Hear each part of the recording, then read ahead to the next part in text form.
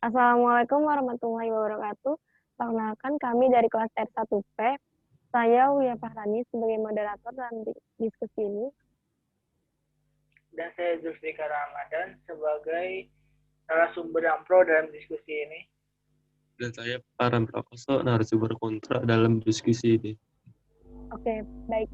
Sebelum membahas pro dan kontra mengenai sistem ekonomi Islam dan sistem ekonomi konvensional, terlebih dahulu kita mengetahui pengertian sistem ekonomi itu sendiri. Menurut Saudara Tikar, apa definisi sistem ekonomi Islam? Jadi yang dimaksud dari sistem ekonomi Islam adalah suatu konsep penyelenggaraan kegiatan kehidupan perekonomian baik yang berhubungan dengan produksi, distribusi, ataupun penukaran yang berlandaskan kepada syariat Islam, yaitu Al-Quran dan As-Sunnah. Tujuan dari sistem ekonomi Islam itu sendiri apa sih? Bertujuan untuk kesejahteraan ekonomi dalam rangka norma moral Islam. Contoh penerapan sistem ekonomi Islam dalam kehidupan sehari-hari, salah satunya adalah akad jual beli online, di mana proses akad dilakukan dengan pembuatan form pernyataan dari penjual dan pembeli, tidak menutupi keadaan produk yang dijual, membayar sesuai perjanjian, mengirim produk sesuai yang telah disepakati. Tanpa proses seperti ini dapat merugikan dari pihak si pembeli, mengurangi hal yang berbau riba, dan menjerumuskan orang kepada dosa besar dan kesengsaraan. Baik, terima kasih. Bagaimana pendapat Saudara Farhan mengenai sistem konvensional? Pendapat saya sangat kurang setuju. Sistem ekonomi konvensional bisa dikatakan sebagai sistem yang dipraktikkan secara luas atau global dalam kehidupan masyarakat. Sistem ini telah ada sejak tahun 1960-an dan terdapat dua sistem yang digunakan, yaitu kapitalisme dan sosialisme. Sistem kapitalisme diterapkan di negara USA, Inggris, dan Belanda. Sistem ekonomi sosialisme pada mulanya dilahirkan untuk memperbaiki kehidupan masyarakat dan menderita akibat akumulasi modal.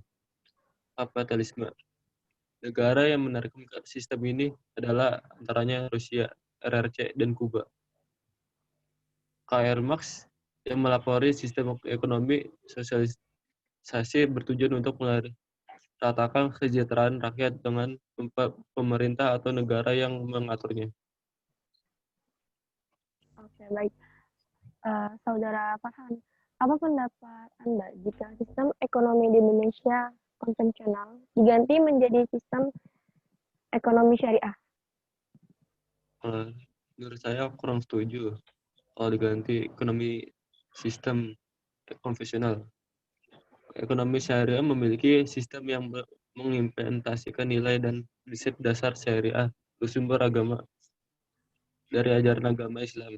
Sedangkan di Indonesia sendiri memiliki keberagaman agama dan bahkan pemahaman masyarakat selama ini masih kurang memadai, dalam artian masih berpikir bahwa ekonomi Islam sama seperti ekonomi konvensional, padahal berbeda.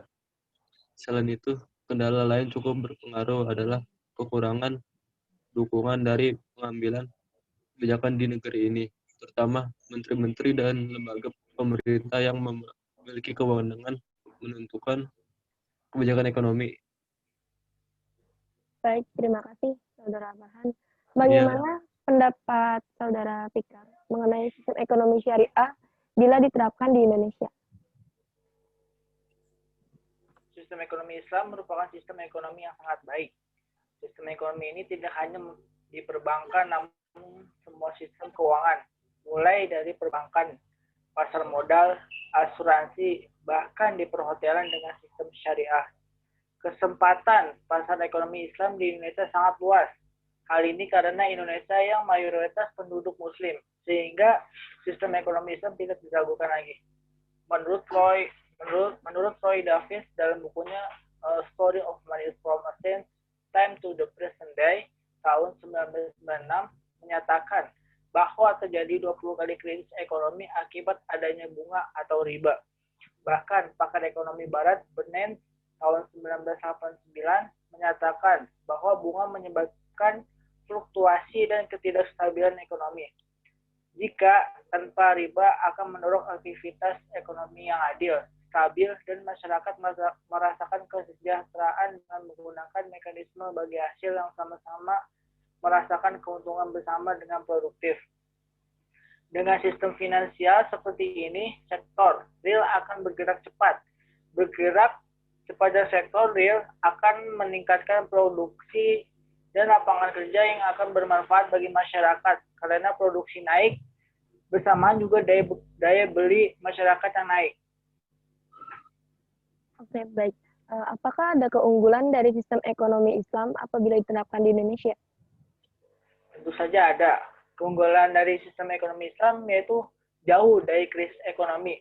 Setiap negara pasti ingin jauh dari krisis ekonomi pada negaranya. Oleh karena itu, solusinya adalah ekonomi Islam ini untuk mengurangi kemiskinan dan mencegah krisis keuangan global. Jika ini terrealisasi, maka dapat meningkatkan daya bangkit ekonomi dalam negara terhadap dampak negatif dari gejolaknya keuangan global. Saat ini, salah satunya 22 bank di Inggris menawarkan produk syariah dan 5 diantaranya berbasis syariah. Beberapa bank sudah mengeluarkan 37 sukuk senilai 30 miliar dolar Amerika Serikat atau sekitar 451 triliun rupiah yang ada terdaftar di London Stock Exchange. Ketua UK Islamic Finance and Investment Group Ekonomi Syariah memberikan perbankan sebuah pelajaran tentang etika dan moral. Hasilnya, penerapan ekonomi syariat sangat sesuai dengan misi perekonomian negara Inggris, sekaligus memanfaatkan sumber daya ekonomi kaum muslim di Inggris sebanyak 5% dari total popularitas. Hal ini menjadi pelajaran untuk negara Indonesia yang penduduknya mayoritas muslim. Dan pendapat dari Menteri Keuangan Indonesia yaitu Sri Mulyani Indrawati mengatakan kemiskinan dan ketimpangan pendapatan masyarakat merupakan isu dunia yang harus diatasi dengan bersama-sama. Salah satu yang bisa dilakukan adalah melibatkan ekonomi Islam ini di banyak sektor, seperti industri keuangan syariah. Bank Dunia juga berpendapat bahwa keuangan Islam juga merupakan strategi untuk upaya mengurangi kemiskinan, memperluas akses keuangan, mengembangkan sektor keuangan, dan membangun stabilitas serta ketahanan sektor keuangan di setiap negara. Ekonomi Islam merupakan sarana dalam mewujudkan ekonomi masyarakat madani. Kegagalan konvensional ini membuat terjadi penyimpangan dari nilai sosial dan nilai normatif moral masyarakat, sehingga sistem konvensional gagal dalam membentuk sarana ekonomi masyarakat. Dan sudah waktunya ekonomi Islam diberikan kesempatan dalam perekonomian Indonesia saat ini menjadi alternatif sistem sekarang. Sistem ekonomi Islam terbukti dapat mensejahterakan masyarakat pada masa kekhalifahan Umar bin Abdul Aziz pada tahun 717 sampai 720 Masehi. Maka hal ini sangat mungkin Indonesia pantas menggunakan sistem ekonomi Islam demi kesejahteraan secara merata untuk masyarakat. Dengan implementasi ekonomi Islam dapat berbagai bidang seperti sistem finansial, sistem moneter, dan sistem fiskal dalam perekonomian akan membuat sebuah sistem ekonomi negara yang kokoh dan stabil, diikuti dengan menguatkan dan memberikan keadilan yang nyata untuk Indonesia. Begitulah. Oke, baik. Terima kasih, Saudara Fikar. Saudara Farhan, apakah sistem konvensional lebih memiliki keunggulan dibanding sistem ekonomi syariah? Ia memiliki keunggulan. Keunggulan dari sistem ekonomi konvensional itu apa ya? Yaitu keunggulan dalam peraturan undang-undang yang mapan, sehingga bank dapat bergerak lebih pasti. Banyak bank konvensional menggairahkan persaingan. Nasabah telah terbiasa dengan sistem bunga yang tidak dengan metode bagi hasil yang relatif baru. Bank konvensional lebih kreatif membuat produk-produk baru. Metode bunga telah lama dikenal masyarakat. Oke. Baik, terima kasih, Saudara Farhan. Iya, Aulia.